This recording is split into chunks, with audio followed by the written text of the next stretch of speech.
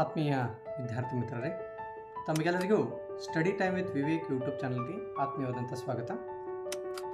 ಇನ್ನೇನು March 18 SSLC ವಾರ್ಷಿಕ ಪರೀಕ್ಷೆಯ ತಯಾರಿಯ ದೃಷ್ಟಿಯಿಂದ ವಿಜ್ಞಾನ ವಿಷಯದಲ್ಲಿ ಬರ್ತಕ್ಕಂತಹ ಏನು 13 ಪಾಠಗಳಿವೆ, ಆ 13 ಪಾಠಗಳಿಗೆ ಸಂಬಂಧಪಟ್ಟಂತೆ ಪ್ರತಿ ಪಾಠದಲ್ಲಿ ಬರ್ತಕ್ಕಂತಹ ವಾರ್ಷಿಕ ಪರೀಕ್ಷೆಗೆ ಅತಿ ಮುಖ್ಯವಾಗಿರತಕ್ಕಂತಹ ಮತ್ತು ಗ್ಯಾರಂಟಿಡ್ ಪ್ರಶ್ನೆಗಳೇನಿವೆ, ಆ ಗ್ಯಾರಂಟಿಡ್ ಪ್ರಶ್ನೆಗಳಿಗೆ ಅತಿ ಸರಳ ರೀತಿಯಲ್ಲಿ ಉತ್ತರಿಸ್ತಕ್ಕಂತಹ ಒಂದು ಕೆಲಸವನ್ನು ನಾನು ಮಾಡಿದ್ದೀನಿ.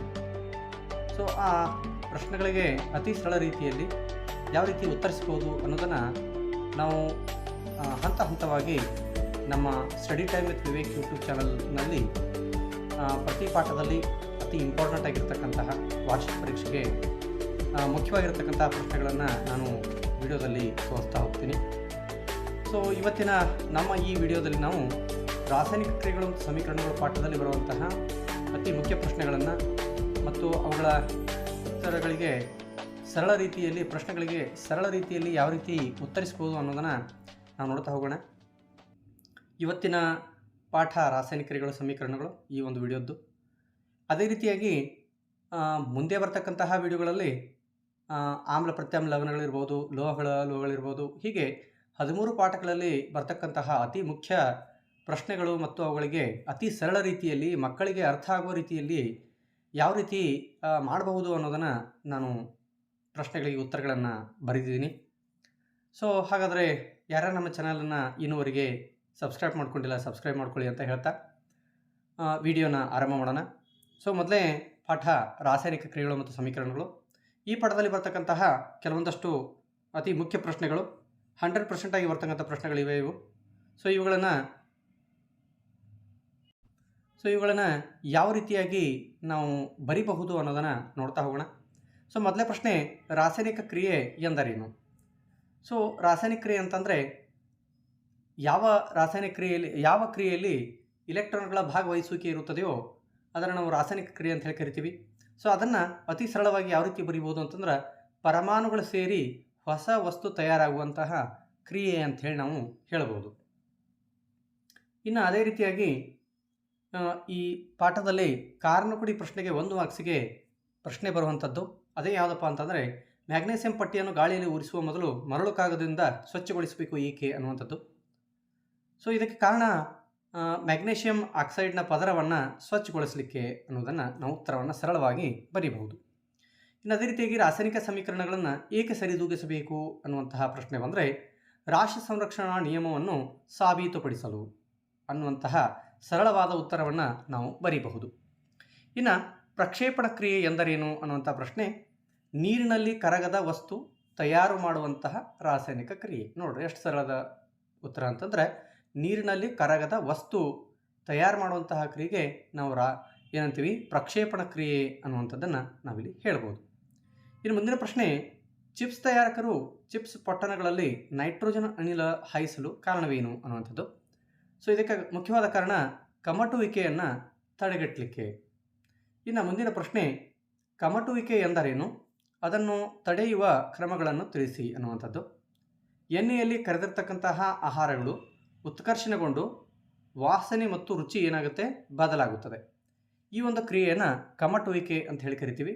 ಅದನ್ನು ತಡೆಯತಕ್ಕಂತಹ ಕ್ರಮಗಳನ್ನು ನಾವು ಗಮನಿಸಿದಾಗ, ಮನೆಯಲ್ಲಿ ಕರೆದಿರ್ತಕ್ಕಂತಹ ಆಹಾರ ಪದಾರ್ಥಗಳೇನಿರ್ತಾವೆ ಅವುಗಳನ್ನು ಗಾಳಿ ಆಡದೇ ಇರತಕ್ಕಂಥ ಡಬ್ಬಗಳಲ್ಲಿ ಸಂಗ್ರಹಿಸಿಡುವುದು ಒಂದೇ ವಿಧಾನ. ಆದರೆ ಪ್ರತಿ ಉತ್ಕರ್ಷಕಗಳನ್ನು ಸೇರಿಸಿ ಆ ಉತ್ಕರ್ಷಣ ಕ್ರಿಯೆಯನ್ನು ಅಥವಾ ಕಮಟುವಿಕೆಯನ್ನು ನಾವು ತಡಿಬಹುದು. ಸೊ ಆ ಕಮಟುವಿಕೆಯನ್ನು ತಡೆಯಲಿಕ್ಕೆ ಏನು ಪ್ರತಿ ಉತ್ಕರ್ಷಕಗಳನ್ನು ಸೇರಿಸ್ತೀವಿ, ಅದರಲ್ಲಿ ಒಂದು ಯಾವುದಪ್ಪ ಪ್ರತಿ ಉತ್ಕರ್ಷಕ ಅಂತಂದರೆ ನೈಟ್ರೋಜನ್ ಅನಿಲ. ಸೊ ಹಾಗಾದರೆ ನೈಟ್ರೋಜನ್ ಅನಿಲನ ಸೇರಿಸುವುದರ ಮೂಲಕವೂ ಸಹ ನಾವು ಕಮಟುವಿಕೆಯನ್ನು ತಡೆಯಬಹುದು. ಇನ್ನು ಮುಂದಿನ ಪ್ರಶ್ನೆ ಏನು ಅಂತಂದರೆ, ಇಲ್ಲಿ ಒಂದು ಸಮೀಕರಣ ನೀಡಲಾಗಿದೆ, ZnO + C gives Zn + CO. ಈ ಕ್ರಿಯೆಯಲ್ಲಿ ಉತ್ಕರ್ಷಿಸಲ್ಪಟ್ಟ ಮತ್ತು ಅಪಕರ್ಷಿಸಲ್ಪಟ್ಟ ಪ್ರತಿವರ್ತಕಗಳನ್ನು ಗುರುತಿಸಿ ಅನ್ನುವಂಥದ್ದು. ಇದು ಬಹಳಷ್ಟು ಇಂಪಾರ್ಟೆಂಟ್ ಆಗಿತ್ತು. ಪರೀಕ್ಷೆಯಲ್ಲಿ 1 ಅಂಕಕ್ಕೆ ಇದನ್ನು ಕೇಳುವಂತಹ ಸಾಧ್ಯತೆ ಇರುತ್ತೆ. ಈ ಪಾಠ ಮುಖ್ಯವಾಗಿ 4 ಅಂಕಗಳ ಪಾಠ ಆಗಿದೆ. ಅಂದರೆ ಪರೀಕ್ಷೆಯಲ್ಲಿ ಈ ಪಾಠಕ್ಕೆ ಸಂಬಂಧಪಟ್ಟಂತೆ 4 ಅಂಕಗಳನ್ನು ನಿಗದಿಪಡಿಸಲಾಗಿದೆ. ಅದರಲ್ಲಿ ಒಂದು ಬಹು ಆಯ್ಕೆಯ ಪ್ರಶ್ನೆ ಬರ್ಬೋದು ಅಥವಾ 1 ಅಂಕದ ಒಂದು ಪ್ರಶ್ನೆ ಬರ್ಬೋದು. ಇದನ್ನು ಬಿಟ್ಟರೆ 3 ಅಂಕದ ಒಂದು ಪ್ರಶ್ನೆಯನ್ನು ಕೇಳ್ತಾರೆ. ಸೊ ಹಾಗಾದ್ರೆ ಈ 1 ಅಂಕದ ಪ್ರಶ್ನೆಯನ್ನು ಕೇಳಿದ್ದೇ ಆದರೆ ಸೊ ಆವಾಗ ಈ ರೀತಿ ಉತ್ಕರ್ಷಿಸಲ್ಪಟ್ಟ ಮತ್ತು ಅಪಕರ್ಷಿಸಲ್ಪಟ್ಟ ಪ್ರತಿವರ್ತಕಗಳನ್ನು ಗುರುತಿಸಿ ಅನ್ನುವಂತಹ ಪ್ರಶ್ನೆಯನ್ನು ಸಾಮಾನ್ಯವಾಗಿ ಹಾಕಿರ್ತಾರೆ. ಸೊ ಮಕ್ಕಳು ಏನು ಮಾಡಬೇಕಂದ್ರೆ ಈ ರೀತಿಯ ಉತ್ಕರ್ಷಣೆ ಮತ್ತು ಅಪಕರ್ಷಣೆಗೆ ಒಳಗಾಗಿರ್ತಕ್ಕಂತಹ ಪ್ರತಿವರ್ತಕಗಳನ್ನು ಗುರುತಿಸಿ ಅನ್ನುವಂಥದ್ದು ಏನಿದೆ, ಸೊ ಈ ರೀತಿಯ ಪ್ರಶ್ನೆಗಳನ್ನು ಹಳೆಯ ಪ್ರಶ್ನೆ ಪತ್ರಿಕೆಗಳಿಂದ ನೋಡಿಕೊಂಡು ಸೊ ಯಾವ ವಸ್ತುಗಳು ಉತ್ಕರ್ಷಿಸಲ್ಪಡ್ತವೆ ಮತ್ತು ಯಾವುದು ಅಪಕರ್ಷಿಸಲ್ಪಡ್ತದೆ ಅನ್ನುವಂಥದ್ದನ್ನು ಮಕ್ಕಳು ಚೆನ್ನಾಗಿ ನೋಡಿಕೊಳ್ಬೇಕು. ಸೊ ಇಲ್ಲಿ ನಾನೊಂದು ಉದಾಹರಣೆ ತೆಗೆದುಕೊಂಡಿದ್ದೀನಿ. ZnO + C gives Zn + CO. ಈ ಕ್ರಿಯೆಯಲ್ಲಿ ಉತ್ಕರ್ಷಿಸಲ್ಪಟ್ಟ ಮತ್ತು ಅಪಕರ್ಷಿಸಲ್ಪಟ್ಟ ಪ್ರತಿವರ್ತಕಗಳನ್ನು ಗುರುತಿಸಿ ಅಂತಕ್ಕಂಥದ್ದು. ಇಲ್ಲಿ ತಾವು ಗಮನಿಸಬಹುದು, ಉತ್ಕರ್ಷಿಸಲ್ಪಟ್ಟ ಮತ್ತು ಅಪಕರ್ಷಿಸಲ್ಪಟ್ಟ ಪ್ರತಿವರ್ತಕಗಳನ್ನು ಗುರುತಿಸಿ ಅನ್ನುವಂಥ ಪ್ರಶ್ನೆಯನ್ನು ಕೇಳಲಾಗಿದೆ. ಸೊ ಇಲ್ಲಿ ಪ್ರತಿವರ್ತಕಗಳು ಯಾವುವು ಅಂತಂದರೆ, ಈ ಏನು ಬಾಣದ ಗುರುತಿದೆ ಆ ಬಾಣದ ಗುರುತಿನ ಎಡಭಾಗದಲ್ಲಿರ್ತಕ್ಕಂಥವುಗಳಿಗೆ ನಾವು ಏನಂತೀವಿ, ಪ್ರತಿವರ್ತಕಗಳು ಅಂತ ಹೇಳಿ ಕರಿತೀವಿ. ಸೊ ಇಲ್ಲಿ ಅಪಕರ್ಷಣೆಗೆ ಒಳಗಾಗುವುದು ಅಂತಂದರೆ ಆಕ್ಸಿಜನನ್ನು ಬಿಟ್ಟು ಕೊಡೋದು. ಇಲ್ಲಿ ZnO ಅನ್ನುವಂಥದ್ದೊಂದು ಪ್ರತಿವರ್ತಕ ಇದೆ, ಅದರಲ್ಲಿ ಆಲ್ರೆಡಿ ಏನಿದೆ, ಆಕ್ಸಿಜನ್ ಇದೆ. ಸೊ ಆ ಆಕ್ಸಿಜನ್ ಅನ್ನೋದು ಏನು ಮಾಡುತ್ತೆ, ಕ್ರಿಯೆಯ ನಂತರ, ರಾಸಾಯನಿಕ ಕ್ರಿಯೆ ನಡೆದ ನಂತರ ಏನಾಗುತ್ತೆ, ಆ ಆಕ್ಸಿಜನ್ ಅನ್ನೋದು ಬಿಟ್ಟು ಕೊಟ್ಟು ಏನು ಮಾಡ್ತದೆ ಅಂದರೆ Zn ಆಗಿ ಪರಿವರ್ತನೆ ಆಗ್ತದೆ.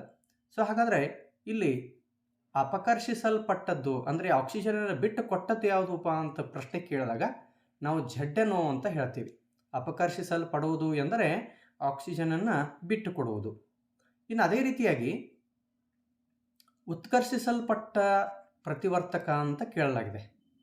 ಉತ್ಕರ್ಷಿಸಲ್ಪಡುವುದು ಅಂತಂದರೆ ಆಕ್ಸಿಜನನ್ನು ಪಡೆದುಕೊಳ್ಳುವುದು.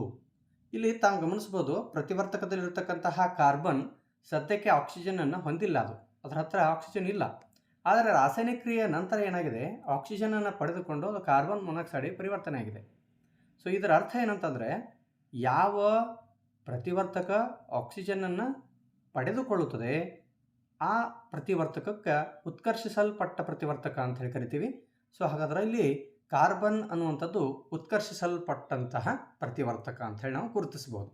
ಇದು ಪರೀಕ್ಷೆಯಲ್ಲಿ ಅತಿ ಇಂಪಾರ್ಟೆಂಟ್ ಆಗಿದ್ದು ಮಕ್ಕಳು ಇದೇ ರೀತಿಯ ಪ್ರಶ್ನೆಗಳನ್ನು ತಯಾರಿ ಮಾಡಿಕೊಳ್ಬೇಕಾಗಿರ್ತಕ್ಕಂಥದ್ದು ಅವಶ್ಯಕವಾಗಿದೆ. ಇನ್ನು ಮುಂದಿನ ಪ್ರಶ್ನೆ, ರಾಸಾಯನಿಕ ಕ್ರಿಯೆ ನಡೆದಿದೆ ಎಂದು ನಿರ್ಧರಿಸಲು ಸಹಾಯ ಮಾಡುವ ಅಂಶಗಳು. ಇದು ಸಹ ಬಹಳಷ್ಟು ಮುಖ್ಯವಾಗಿರತಕ್ಕಂತಹ ಪ್ರಶ್ನೆ. ಪರೀಕ್ಷೆಯಲ್ಲಿ 1 ಅಂಕಕ್ಕೆ ಕೇಳುವಂತಹ ಸಾಧ್ಯತೆ ಇರುತ್ತೆ. ಸೊ ಈ ಪ್ರಶ್ನೆಯನ್ನು ಕೇಳಿದಾಗ ಮಕ್ಕಳು ಈ ರೀತಿ ಉತ್ತರವನ್ನು ಬರೀಬಹುದು.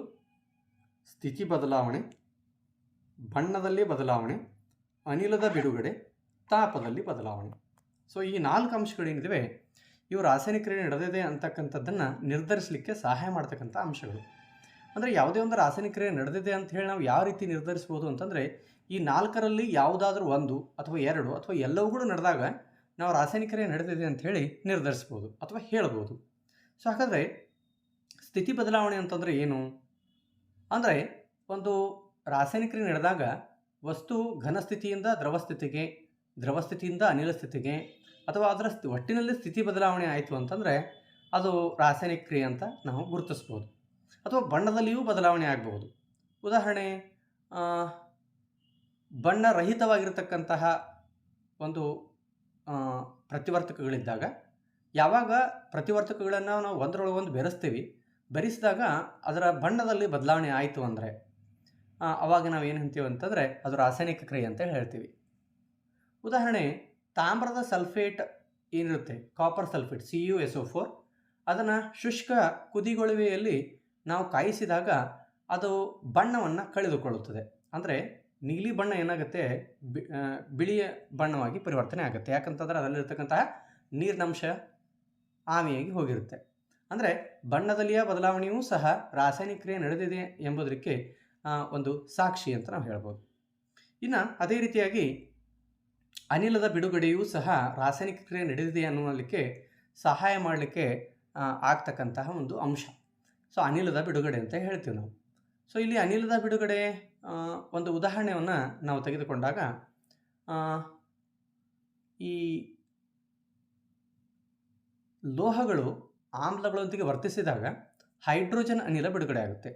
ಸೊ ಇದು ಸಹ ಈ ಅನಿಲದ ಬಿಡುಗಡೆಯೂ ಸಹ ಒಂದು ರಾಸಾಯನಿಕ ಕ್ರಿಯೆ ಅಂತ ಹೇಳಿ ನಿರ್ಧರಿಸಲಿಕ್ಕೆ ಸಹಾಯ ಮಾಡುವಂಥ ಅಂಶ. ಇನ್ನು ರಾಸಾಯನಿಕ ಕ್ರಿಯೆ ನಡೆದಾಗ ತಾಪದಲ್ಲಿಯೂ ಸಹ ಏನಾಗುತ್ತೆ, ಬದಲಾವಣೆ ಆಗುತ್ತೆ. ಇದು ಸಹ ಒಂದು ರಾಸಾಯನಿಕ ಕ್ರಿಯೆ ಅಂತ ನಾವು ಹೇಳ್ಬೋದು. ಇನ್ನು ಈ ಪಾಠದಲ್ಲಿ ಅತಿ ಮುಖ್ಯವಾಗಿರ್ತಕ್ಕಂತಹ ಕೆಲವೊಂದಷ್ಟು ರಾಸಾಯನಿಕ ಕ್ರಿಯೆಗಳ ವಿಧಗಳನ್ನು ನಾವು ನೋಡ್ತಾ ಹೋದಂತೆ ಪರೀಕ್ಷೆಯಲ್ಲಿ ಈ ಒಂದು ಪರಿಕಲ್ಪನೆಗೆ ಸಂಬಂಧಪಟ್ಟಂತೆ ಕೇಳುವಂತಹ ಪ್ರಶ್ನೆಗಳು ಏನಿರಬಹುದು ಅಂದರೆ, ಸಂಯೋಗ ಕ್ರಿಯೆ ಎಂದರೇನು, ವಿಭಜನ ಕ್ರಿಯೆ ಎಂದರೇನು, ಸ್ಥಾನಪಲಟ ಕ್ರಿಯೆ ಎಂದರೇನು, ದ್ವಿಸ್ಥಾನಪಲಟ ಕ್ರಿಯೆ ಎಂದರೇನು, ಅವುಗಳಿಗೆ ಸಮೀಕರಣವನ್ನು ಬರೆಯಿರಿ, ಬಹಿರುಷ್ಣಕ ಕ್ರಿಯೆ, ಅಂತರುಷ್ಣಕ ಕ್ರಿಯೆ, ಈ ರೀತಿಯಾಗಿ ಕೆಲವೊಂದಷ್ಟು ಪ್ರಶ್ನೆಗಳನ್ನು ಕೇಳುವಂಥ ಸಾಧ್ಯತೆ ಇರುತ್ತೆ. ಉತ್ಕರ್ಷಣ ಕ್ರಿಯೆ, ಅಪಕರ್ಷಣ ಕ್ರಿಯೆ, ರೆಡಾಕ್ಸ್ ಕ್ರಿಯೆ. ಸೊ ಈ ಎಲ್ಲ ರಾಸಾಯನಿಕ ಕ್ರಿಯೆಗಳ ವಿಧಗಳನ್ನು ನಾವು ತಪ್ಪದೆ ತಯಾರಿ ಮಾಡಿಕೊಳ್ಳಬೇಕು. ಸೊ ಅದರಲ್ಲಿ ಮೊದಲೇ ನೋಡಿರಿ ಪ್ರಶ್ನೆ, ಆ ಒಂದು ರಾಸಾಯನಿಕ ಕ್ರಿಯೆ ವಿಧಗಳಲ್ಲಿ ಒಂದನೇ ವಿಧ ಯಾವುದಂದರೆ ಸಂಯೋಗ ಕ್ರಿಯೆ.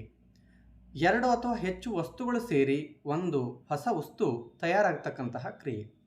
ಇಲ್ಲಿ ಮಕ್ಕಳು ಗಮನಿಸಬೇಕು, ಸಂಯೋಗ ಅಂದರೆ ಕೂಡುವುದು ಅಂತ. ಇಲ್ಲಿ ತಾವು ರಾಸಾಯನಿಕ ಸಮೀಕರಣವನ್ನು ಗಮನಿಸ್ತಾ ಇದ್ದೀರಿ. ಇಲ್ಲಿ ಮ್ಯಾಗ್ನೀಷಿಯಂ ಮತ್ತು ಆಕ್ಸಿಜನ್ ಅಂತಕ್ಕಂತಹ ಎರಡು ಪ್ರತಿವರ್ತಕಗಳು ಸೇರಿಕೊಂಡಿವೆ, ಕೂಡಿವೆ. ಇದಕ್ಕೆ ಸಂಯೋಗ ಅಂತ ಹೇಳಿ ಕರಿತೀವಿ. ಅಂದರೆ ಎರಡು ಅಥವಾ ಹೆಚ್ಚು ವಸ್ತುಗಳು ಸೇರಿಕೊಂಡು ಇಲ್ಲಿ ಒಂದು ಹೊಸ ವಸ್ತು ತಯಾರಾಗಿದೆ. ಅದೇ ಯಾವುದು ಅಂತಂದರೆ ಮ್ಯಾಗ್ನೀಷಿಯಂ ಆಕ್ಸೈಡ್. ಸೊ ಈ ರೀತಿಯ ರಾಸಾಯನಿಕ ಕ್ರಿಯೆಗೆ ನಾವು ಸಂಯೋಗ ಕ್ರಿಯೆ ಅಂತ ಹೇಳಿ ಕರಿತೀವಿ. 2Mg + O2 gives 2MgO. So ಈ ರೀತಿ ಇದನ್ನು ನಾವು ಬರೀಬಹುದು. ಸೊ ಮುಂದಿನ ಪ್ರಶ್ನೆ, ವಿಭಜನ ಕ್ರಿಯೆ ಎಂದರೇನು, ಉದಾಹರಣೆ ಕೊಡಿ. ತಾವಿಲ್ಲಿ ಗಮನಿಸ್ತಾ ಇದ್ದೀರಿ, ವಿಭಜನೆ ಎಂದರೆ ಒಡೆಯುವುದು ಎಂದರ್ಥ. ಸೊ ಹಾಗಾದರೆ ಇಲ್ಲಿ ಪ್ರತಿವರ್ತಕವನ್ನು ತಾವು ಗಮನಿಸ್ತಾ ಇದ್ದೀರಿ. CaCO3 ಅಂದರೆ ಕ್ಯಾಲ್ಸಿಯಂ ಕಾರ್ಬೋನೇಟ್ ಅಂತಕ್ಕಂತಹ ಒಂದೇ ಒಂದು ಪ್ರತಿವರ್ತಕ ಇದೆ. ಇದು ವಿಭಜನೆ ಹೊಂದಿ ಅಥವಾ ಒಡೆದು ಎರಡು ಉತ್ಪನ್ನಗಳು ಅಥವಾ ಎರಡಕ್ಕಿಂತ ಅಂದರೆ ಬೇರೆ ಸಮೀಕರಣದಲ್ಲಿ ಎರಡಕ್ಕಿಂತ ಹೆಚ್ಚು ಉತ್ಪನ್ನಗಳು ಸಹ ಉತ್ಪತ್ತಿ ಆಗಬಹುದು. ಈ ಒಂದು ಸಮೀಕರಣದಲ್ಲಿ ಒಂದೇ ಪ್ರತಿವರ್ತಕ ಇದೆ, ಅದೇ CaCO3. ಅದು ವಿಭಜನೆ ಹೊಂದಿ ಎರಡು ಉತ್ಪನ್ನಗಳು ತಯಾರಾಗಿವೆ. ಈ ರೀತಿಯ ರಾಸಾಯನಿಕ ಕ್ರಿಯೆಯನ್ನು ವಿಭಜನ ಕ್ರಿಯೆ ಅಂತ ಹೇಳಿ ಕರಿತೀವಿ. ಉದಾಹರಣೆ CaCO3, ಇದನ್ನು ನಾವು ಬಿಸಿ ಮಾಡಿದಾಗ ಅಥವಾ ಕಾಯಿಸಿದಾಗ ಅಥವಾ ಉಷ್ಣವನ್ನು ನೀಡಿದಾಗ ಅದು ಕ್ಯಾಲ್ಸಿಯಂ ಆಕ್ಸೈಡ್ ಮತ್ತು ಕಾರ್ಬನ್ ಡೈಆಕ್ಸೈಡ್ ಆಗಿ ಪರಿವರ್ತನೆ ಆಗುತ್ತದೆ. ಇನ್ನು ಮುಂದಿನ ಪ್ರಶ್ನೆ, ಸ್ಥಾನಪಲ್ಲಟ ಕ್ರಿಯೆ ಎಂದರೇನು ಅನ್ನುವಂಥದ್ದು. ನೋಡಿ, ಹೆಸರೇ ಸೂಚಿಸುತ್ತೆ, ಏನು, ಸ್ಥಾನಪಲ್ಲಟ. ಸೊ ಒಂದು ರಾಸಾಯನಿಕ ಕ್ರಿಯೆ ನಡೆದಂಥ ಸಂದರ್ಭದಲ್ಲಿ ಒಂದು ಅತ್ಯಂತ ಕ್ರಿಯಾಶೀಲವಾಗಿರತಕ್ಕಂತಹ ಒಂದು ಧಾತು ಇರುತ್ತೆ. ಈ ಒಂದು ರಾಸಾಯನಿಕ ಕ್ರಿಯೆಯಲ್ಲಿ ಕಬ್ಬಿಣ ಕ್ರಿಯಾಶೀಲವಾಗಿದೆ. ಯಾವುದಕ್ಕಿಂತ ಹೆಚ್ಚು ಕ್ರಿಯಾಶೀಲವಾಗಿದೆ ಅಂದರೆ ಈ ತಾಮ್ರ ಸಲ್ಫೇಟ್ ದ್ರಾವಣದಲ್ಲಿರುವ ತಾಮ್ರಕ್ಕಿಂತ ಹೆಚ್ಚು ಕ್ರಿಯಾಶೀಲವಾಗಿದೆ ಅದು ಕಬ್ಬಿಣ. ಸೊ ಇಂತಹ ಸಂದರ್ಭದಲ್ಲಿ ಅದು ಏನು ಮಾಡುತ್ತೆ ಅಂತಂದರೆ, ಕಬ್ಬಿಣವು ತಾಮ್ರದ ಸ್ಥಾನವನ್ನು ಆಕ್ರಮಿಸಿಕೊಳ್ಳುತ್ತೆ. ಅಂದರೆ FeSO4 ಆಗಿ ಪರಿವರ್ತನೆ ಆಗುತ್ತೆ ಮತ್ತು ತಾಮ್ರದ ಸಲ್ಫೇಟ್ ದ್ರಾವಣದಲ್ಲಿದ್ದಂತಹ ತಾಮ್ರವನ್ನು ಸ್ಥಾನಪಲ್ಲಟಗೊಳಿಸುತ್ತದೆ. ಅಂದರೆ ಒಂದು ಧಾತು ಸಂಯುಕ್ತವೊಂದರಲ್ಲಿನ ಇನ್ನೊಂದು ಧಾತುವನ್ನು ಹೊರಹಾಕುವಂತಹ ಕ್ರಿಯೆ, ಇದಕ್ಕೆ ನಾವೇನ್ತೀವಿ, ಸ್ಥಾನಪಲ್ಲಟ ಕ್ರಿಯೆ ಅಂಥೇಳಿ ಕರಿತೀವಿ. ಇನ್ನು ಮುಂದಿನ ಪ್ರಶ್ನೆ, ದ್ವಿಸ್ಥಾನಪಲ್ಲಟ ಕ್ರಿಯೆ ಎಂದರೇನು, ಉದಾಹರಣೆ ಕೊಡಿ ಅನ್ನುವಂಥದ್ದು. ಇಲ್ಲಿ ಎರಡು ಪ್ರತಿವರ್ತಕಗಳು ಅಯಾನುಗಳನ್ನು ಪರಸ್ಪರ ಏನು ಮಾಡುತ್ತವೆ ಅಂದರೆ ವಿನಿಮಯ ಮಾಡಿಕೊಳ್ಳುತ್ತವೆ. ಸೊ ಇಲ್ಲಿ ತಾವು ಗಮನಿಸಬಹುದು, ಸೋಡಿಯಂ ಸಲ್ಫೇಟ್ ಅನ್ನುವಂಥದ್ದು ಒಂದು ಪ್ರತಿವರ್ತಕ ಇದೆ, ಬೇರಿಯಂ ಕ್ಲೋರೈಡ್ ಅಂತಕ್ಕಂತಹ ಒಂದು ಪ್ರತಿವರ್ತಕ ಇದೆ. ಈ ಎರಡು ಪ್ರತಿವರ್ತಕಗಳು ಪರಸ್ಪರ ಏನು ಮಾಡುತ್ತವೆ ಅಂತಂದರೆ ತಮ್ಮಲ್ಲಿರತಕ್ಕಂತಹ ಅಯಾನುಗಳನ್ನು ಪರಸ್ಪರ ಎಕ್ಸ್ಚೇಂಜ್ ಅಂದರೆ ವಿನಿಮಯ ಮಾಡಿಕೊಳ್ಳುವಂತಹ ಕ್ರಿಯೆ ಇಲ್ಲಿ ನಡೆಯುತ್ತೆ. ಇಲ್ಲಿ ಸೋಡಿಯಂ ಸಲ್ಫೇಟ್ನಲ್ಲಿರ್ತಕ್ಕಂತಹ ಸೋಡಿಯಂ, ಬೇರಿಯಂ ಕ್ಲೋರೈಡ್ನಲ್ಲಿರ್ತಕ್ಕಂತಹ ಕ್ಲೋರಿನ್ ಎರಡು ಸೇರಿಕೊಂಡು ಸೋಡಿಯಂ ಕ್ಲೋರೈಡ್ ಆಗಿ ಪರಿವರ್ತನೆ ಆಗುತ್ತವೆ. ಅದೇ ರೀತಿಯಾಗಿ ಸೋಡಿಯಂ ಸಲ್ಫೇಟ್ನಲ್ಲಿರ್ತಕ್ಕಂತಹ ಸಲ್ಫೇಟ್ ಮತ್ತು ಬೇರಿಯಂ ಕ್ಲೋರಿನ್ನಲ್ಲಿರ್ತಕ್ಕಂತಹ ಬೇರಿಯಂ ಸೇರಿಕೊಂಡು ಬೇರಿಯಂ ಸಲ್ಫೇಟನ್ನು ಉತ್ಪತ್ತಿ ಮಾಡುತ್ತೆ. ಸೊ ಈ ಒಂದು ಕ್ರಿಯೆಗೆ ನಾವೇನಂತೀವಿ ಅಂದರೆ ದ್ವಿಸ್ಥಾನಪಲ್ಲಟ ಕ್ರಿಯೆ ಅಂತ ಕರಿತೀವಿ. ಪ್ರತಿವರ್ತಕಗಳು ತಮ್ಮ ಅಯಾನುಗಳನ್ನು ಪರಸ್ಪರ ವಿನಿಮಯ ಮಾಡಿಕೊಳ್ಳುವಂತಹ ಕ್ರಿಯೆ ಅನ್ನುವಂಥದ್ದು. ಇದು ಬಹಳಷ್ಟು ಸರಳವಾಗಿರ್ತಕ್ಕಂಥ ಮತ್ತು ಪರೀಕ್ಷೆಯಲ್ಲಿ ಬಹಳ ಸಾರಿ ಈ ದ್ವಿಸ್ಥಾನಪಲ್ಲಟ ಕ್ರಿಯೆಗಳ ಮೇಲೆ ಪ್ರಶ್ನೆಯನ್ನು ಕೇಳಲಾಗಿದೆ. ಮಕ್ಕಳು ಇದನ್ನು ಚೆನ್ನಾಗಿ ತಯಾರಿ ಮಾಡ್ಕೊಳ್ಬೇಕು. ಇನ್ನು ಇದರ ಜೊತೆಗೆ ಇದರಲ್ಲಿ ಇನ್ನೊಂದು ಪ್ರಶ್ನೆಯನ್ನು ಕೇಳುವಂಥ ಸಾಧ್ಯತೆ ಇರುತ್ತೆ. ಈ ಒಂದು ರಾಸಾಯನಿಕ ನಡೆದಾಗ ಉಂಟಾಗುವಂತಹ ಪ್ರಕ್ಷೇಪ ಯಾವುದು ಅಂತ ಕೇಳ್ತಾರೆ. ಇಲ್ಲಿ ಉತ್ಪತ್ತಿಯಾಗಿರ್ತಕ್ಕಂಥ ಪ್ರಕ್ಷೇಪ ಬೇರಿಯಂ ಸಲ್ಫೇಟ್ BaSO4. ಸೊ ಮುಂದಿನ ಪ್ರಶ್ನೆ, ಸೀಸದ ನೈಟ್ರೇಟ್ ಕಾಯಿಸಿದಾಗ ಬಿಡುಗಡೆಯಾಗುವ ಕಂದು ಬಣ್ಣದ ಧೂಮ ಯಾವುದು ಅನ್ನುವಂಥದ್ದು ಬಹಳ ಸಾರಿ ಪರೀಕ್ಷೆಯಲ್ಲಿ ಕೇಳಿರ್ತಕ್ಕಂಥ ಪ್ರಶ್ನೆ. ಸೊ ಇಲ್ಲಿ ಸೀಸದ ನೈಟ್ರೇಟನ್ನು ಕಾಯಿಸಿದಾಗ ಬಿಡುಗಡೆ ಆಗ್ತಕ್ಕಂತಹ ಕಂದು ಬಣ್ಣದ ಧೂಮ ಯಾವುದು ಅಂದರೆ ನೈಟ್ರೋಜನ್ ಡೈಆಕ್ಸೈಡ್. ಇದ್ರ ಜೊತೆಗೆ ಏನು ಕೇಳ್ಬೋದು ಅಂತಂದರೆ ಸಮೀಕರಣವನ್ನು ಬರೀರಿ ಅನ್ನುವಂಥ ಕೇಳುವಂಥ ಸಾಧ್ಯತೆ ಇರುತ್ತೆ. ಸೀಸದ ನೈಟ್ರೇಟ್ PbNO3 ಇದನ್ನು ಕಾಯಿಸಿದಾಗ PbO + NO2 + O2 ಅನ್ನುವಂತಹ ಒಂದು ರಾಸಾಯನಿಕ ಕ್ರಿಯೆ ಮತ್ತು ಅದರ ಸಮೀಕರಣವನ್ನು ನಾವು ನೋಡಬಹುದು. ಇನ್ನು ಇದೇ ರೀತಿಯಾಗಿ ಇನ್ನೊಂದು ಪ್ರಶ್ನೆ, ಅಂತರುಷ್ಣಕ ಕ್ರಿಯೆ ಮತ್ತು ಬಹಿರುಷ್ಣಕ ಕ್ರಿಯೆಗಳ ನಡುವಿನ ವ್ಯತ್ಯಾಸಗಳನ್ನು ಬರೀರಿ ಅಂತಕ್ಕಂಥದ್ದು. ಅತಿ ಸರಳವಾಗಿ ಯಾವ ರೀತಿ ಬರೀಬಹುದು? ಅಂತರುಷ್ಣಕ ಅಂದರೆ ಉಷ್ಣವನ್ನು ಹೀರಿಕೊಳ್ಳುವುದು ಅಂತ. ಬಹಿರ್ ಅಂತಂದರೆ ಹೊರಗಡೆ ಅಂತ, ಅಂದರೆ ಉಷ್ಣವನ್ನು ಬಿಡುಗಡೆ ಮಾಡ್ತಕ್ಕಂಥ ಕ್ರಿಯೆಗಳಿಗೆ ನಾವೇನಂತೀವಿ ಅಂದರೆ ಬಹಿರುಷ್ಣಕ ಕ್ರಿಯೆ ಅಂತೀವಿ. ಅಂತರುಷ್ಣಕ ಅಂತಂದರೆ ಉಷ್ಣವನ್ನು ಹೀರಿಕೊಳ್ಳುವುದು, ಬಹಿರುಷ್ಣಕ ಅಂದರೆ ಉಷ್ಣವನ್ನು ಬಿಡುಗಡೆ ಮಾಡುವುದು.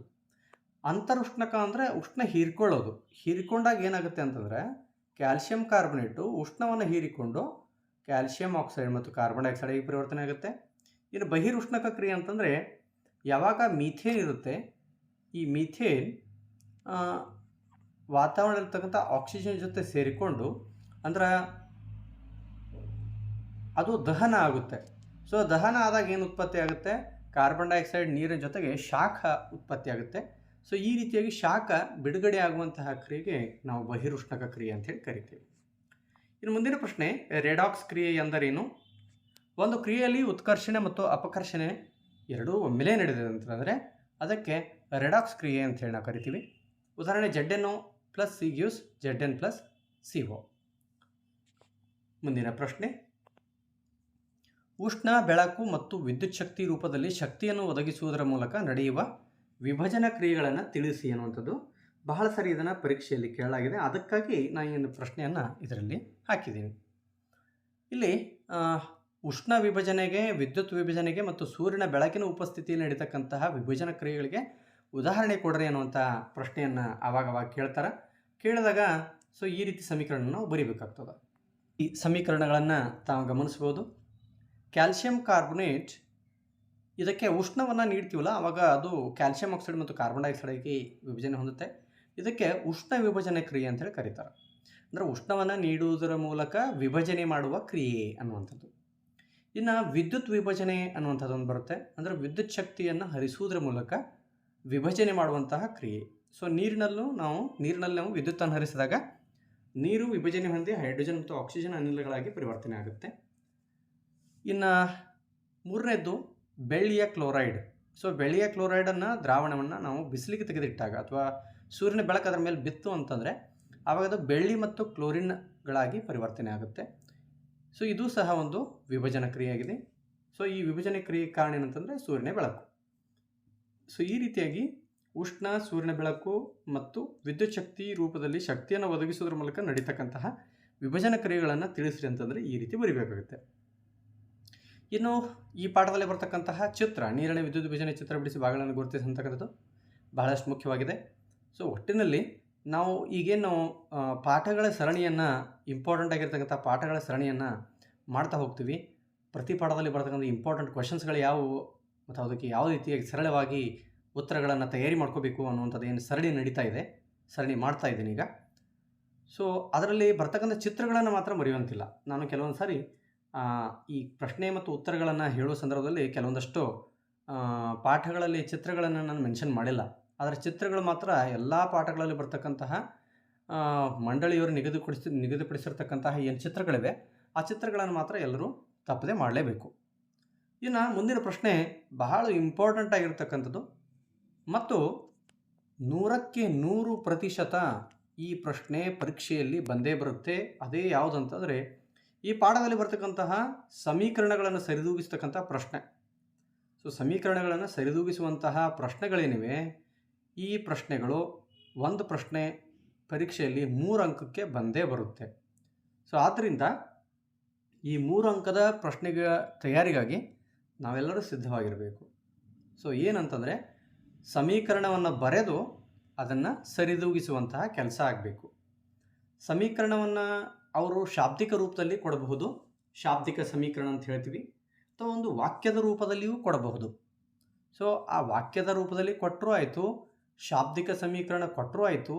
ಅದನ್ನು ಯಾವ ರೀತಿಯಾಗಿ ನಾವು ಸಾಂಕೇತಿಕ ಸಮೀಕರಣವಾಗಿ ಬರೆದುಕೊಳ್ಳಬೇಕು ಮತ್ತು ಬರೆದುಕೊಂಡ ನಂತರ ಏನು ಮಾಡಬೇಕಂತಂದರೆ ಸಮೀಕರಣವನ್ನು ಸರಿದೂಗಿಸಬೇಕಾಗತ್ತೆ. ಸೊ ಈ ಸಮೀಕರಣವನ್ನು ಸರಿದೂಗಿಸುವಂತಹ ವಿಧಾನವನ್ನು ನಾನು ನನ್ನ ಹಳೆಯ ವಿಡಿಯೋದಲ್ಲಿ ಮಾಡಿದ್ದೀನಿ. ಸೊ ಡಿಸ್ಕ್ರಿಪ್ಷನ್ ಬಾಕ್ಸ್ನಲ್ಲಿ ಆ ಒಂದು ವಿಡಿಯೋದ ಲಿಂಕನ್ನು ಸಹ ನಾನು ಶೇರ್ ಮಾಡ್ತೀನಿ. ಅದನ್ನು ಸರಿಯಾಗಿ ತಿಳಿದುಕೊಂಡು ಯಾವ ರೀತಿ ಸಮೀಕರಣವನ್ನು ಸರಿದೂಗಿಸಬೇಕು ಅನ್ನೋದನ್ನು ಮಕ್ಕಳು ತಯಾರಿ ಮಾಡ್ಕೋಬೇಕು. ಸೊ ಈ ಸಮೀಕರಣ ಸರಿದೂಗಿಸಲಿಕ್ಕೆ ಭಾಳ ಇಂಪಾರ್ಟೆಂಟಾಗಿ ಬೇಕಾಗಿರ್ತಕ್ಕಂಥ ಇನ್ನೊಂದು ಅಂಶ ಏನಂತಂದರೆ, ಸೊ ಸಮೀಕರಣಗಳ ತಯಾರಿಗೆ ಅಣುಸೂತ್ರಗಳ ಬಗ್ಗೆ ತಿಳಿದುಕೊಂಡಿರಬೇಕಾಗಿರ್ತಕ್ಕಂಥದ್ದು ಅತಿ ಅವಶ್ಯಕ. ಆದ್ದರಿಂದ ಅಣುಸೂತ್ರಗಳ ಬಗ್ಗೆ ಸಂಪೂರ್ಣವಾದ ಜ್ಞಾನ ಇರಬೇಕಿಲ್ಲಿ. ಸೊ ಇಷ್ಟು ಈ ಒಂದು ಪಾಠಕ್ಕೆ ಸಂಬಂಧಪಟ್ಟಂತೆ ವಾರ್ಷಿಕ ಪರೀಕ್ಷೆಗೆ 2ನೇ ಸರಣಿಗೆ, 3ನೇ ಸರಿಗೆ ಮತ್ತು ವಾರ್ಷಿಕ ಪರೀಕ್ಷೆಗೆ ವಿಜ್ಞಾನ ಏನು ಪರೀಕ್ಷೆ ಇದೆ, ಸೊ ಈ ಪಾಠದಲ್ಲಿ ಬರ್ತಕ್ಕಂಥ ಈ ಎಲ್ಲ ಅಂಶಗಳು ಬಹಳಷ್ಟು ಸಹಾಯಕಾರಿ ಆಗ್ತಕ್ಕಂಥವುಗಳು, ಬಹಳ ಇಂಪಾರ್ಟೆಂಟು. ಮತ್ತು ಯಾವ ರೀತಿಯಾಗಿ ಸರಳವಾಗಿ ಉತ್ತರಗಳನ್ನು ಬರೀಬಹುದು ಅನ್ನೋದನ್ನು ಸಹ ನಾನು ನಿಮಗೆ ತಿಳಿಸಿದ್ದೀನಿ. ಸೊ ಇದೇ ರೀತಿಯ ವಿಡಿಯೋಗಳನ್ನು ನಾನು ಮುಂದಿನ ಒಂದು ಸರಣಿಯಲ್ಲಿಯೂ ಸಹ ಮಾಡ್ತೀನಿ. ಮುಂದಿನ ಹಂತದಲ್ಲಿ ಆಮ್ಲ ಪ್ರತ್ಯಾಮ್ಲ ಲವಣಗಳಿರ್ಬೋದು, ವಿದ್ಯುಚ್ಛಕ್ತಿ ಪಾಠ ಇರ್ಬೋದು, ಅನುವಂಶೀಯತೆ ಇರ್ಬೋದು, ಈ ರೀತಿ 13 ಪಾಠಗಳ ಸರಣಿಯನ್ನು ಸಹ ನಾನು ಮಾಡೋನಿದ್ದೇನೆ. ಮಕ್ಕಳು ಇದರ ಸಂಪೂರ್ಣವಾದ ಸದುಪಯೋಗನ ಪಡಿಸ್ಕೊಳ್ಳಿ ಅಂತ ಹೇಳ್ತಾ ವಿಡಿಯೋನ ಇಲ್ಲೇ ಮುಕ್ತಾಯ ಮಾಡ್ತಾ ಇದ್ದೀನಿ. ಟೇಕ್ ಕೇರ್, ಬಾಯ್ ಬಾಯ್.